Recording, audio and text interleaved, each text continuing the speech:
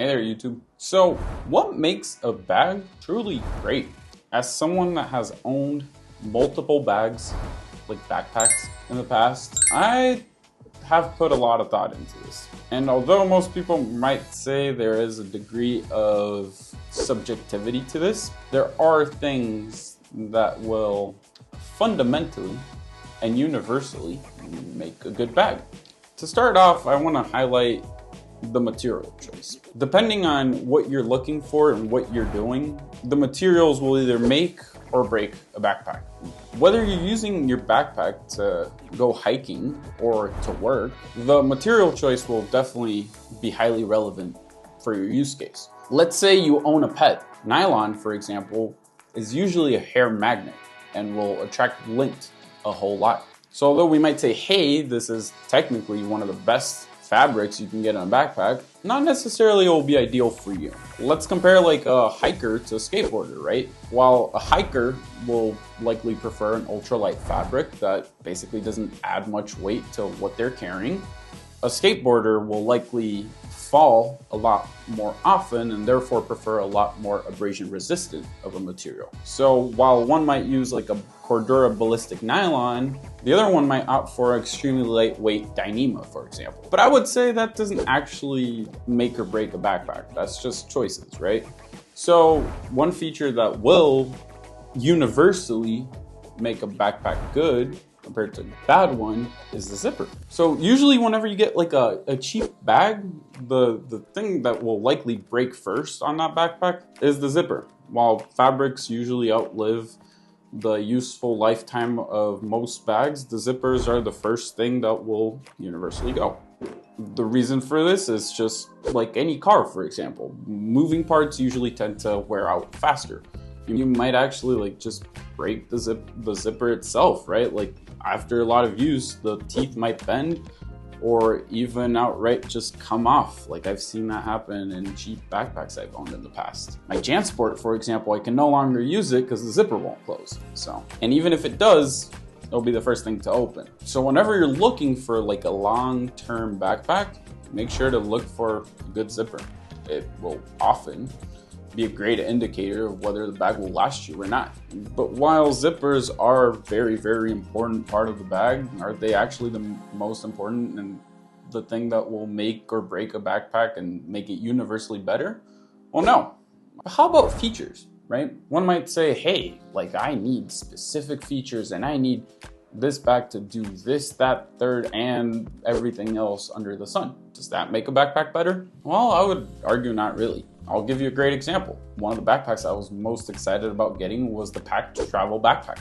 At the time, it was a $350 backpack. It has so many features. I could make a video, a 40-minute long video, just telling you about all the single features that it has and how you can use them in different ways to do different things and accomplish pretty much anything you might want a backpack to accomplish. Was the backpack good? Well, for me, it absolutely sucked. It was a terrible backpack. I used it twice and I really, really regretted my purchase, like extremely. So features, well, they can be great if they're well thought of, or they might be terrible.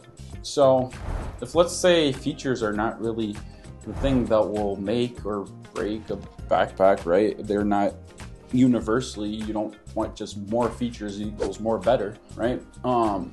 Then what would make a backpack by itself better? And I actually kind of got to a conclusion, and this is something that I've noticed every single backpack that I've had that I thought was great and that most people think is great has. That's actually two things. So the first one is great usability. What does that mean? Well, when making a backpack, you usually have to look at trade-offs. So an example is durability versus lightweightness. While fabrics are getting better, usually a thicker fabric will be more durable. But at the same time, a more lightweight backpack will allow you to fit more stuff into the same backpack and still be under the weight requirements for airlines, for example. Another trade-off that you will usually see is features versus weight. So one of the examples that I gave earlier was the Pakt Travel Backpack. It has 300 different features. And it also weighs like it. That was one of the reasons why I did not use it. So a backpack that is truly, truly great will usually really balance these out. You want to give it enough features that you make the usability good, that you don't overdo anything, you don't make it super complicated, because that is something that will take out from the quality of the backpack. If you have too many features, a lot of times you don't use all of them and they just kind of get in the way. Great example is modularity. Most people think they want modularity until they get it, and then after a while it just becomes a headache. So you want to be able to balance out everything in a backpack when it comes to features and when it comes to weight. You don't want a super heavy backpack, you don't want a super, like, most people will just really want a bit of organization, a few cool features, and a balance between lightweightness and durability. You have to really choose what you're putting into a backpack. You want to make sure it has enough features, but it's not cumbersome, and it's durable enough, but not too bulky that you won't really want to use it. Additionally, I would actually even say you want to really think out how features you put into the backpack. So for example, you have an outside pocket, right? Like let's say you have a front compartment, and I'll use the Osprey 26+6 as an example. That front pocket is very shallow. It doesn't fit much into it, especially when you pack out your bag. So it will compete for space. Like the more you pack out the inside, the less space you have on the outside. And often, whenever I'm using that backpack, since it is one of my favorites, the biggest issue I will have is that I cannot fit anything into the front pocket because I've packed out my bag so much that it borderline becomes unusable. So you have to really, with what you're trying to do, to make sure that it's usable. At this point, I honestly just feel like they should have probably just removed that pocket and just let you have more space in the actual main compartment. So a great example of backpacks that really thought about what you're going to use the backpack for is the Bellroy Lite travel pack. So in that backpack, you have a front compartment that has a vertical zipper. They also implemented a vertical laptop sleeve, right? So the implementation of, hey, like they're already gonna quick access this pocket, why don't we also put the laptop this way, makes the backpack work great because you're already accessing it that way. And the interaction between that front pocket and the laptop compartment works great. So it's really, really well thought out. But I would argue that is not even the thing that makes a backpack truly great. Well, at least not yet. I mentioned there were two features or two things that make a backpack stand out or fail, right? Basically, it would be the determining factors.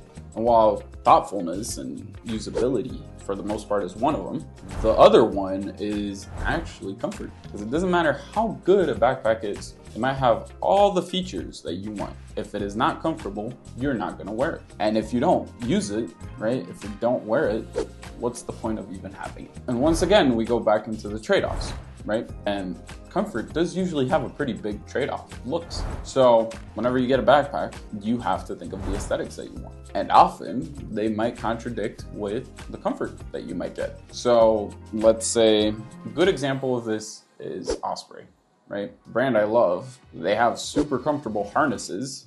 Often they even have hip belts. You know where I would never be seen wearing a hip belt to? An office meeting, right? So it doesn't matter how comfortable it is, you also have to have the aesthetic. So at the end of the day, it is really big scale, right? It's what you want compared to what you don't want in a backpack.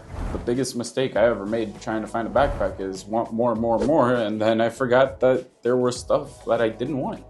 And that was the issue I had with the Pakt Travel Backpack, which was I got so many features and I got really good aesthetics and I got really good whatever, and then I forgot that I thought that backpack was super uncomfortable. The shoulder straps were really stiff and it weighed too much, and it had so many features that made the backpack not really work for me. I'm someone that uses packing cubes. I'm someone that will often have a different pouch for everything. And one of the packing cubes I love using is the Peak Design packing cube, which is really thick. So having a shallow backpack that splits everything in the middle really didn't work for me. And that's the thing that I think you guys should pay attention to is what truly makes a good backpack for you guys. So yeah, just to wrap up, I would say having a good understanding of what the trade-offs are in a backpack really can make or break a backpack. Hope you guys enjoyed it. Yeah, have a good one, y'all.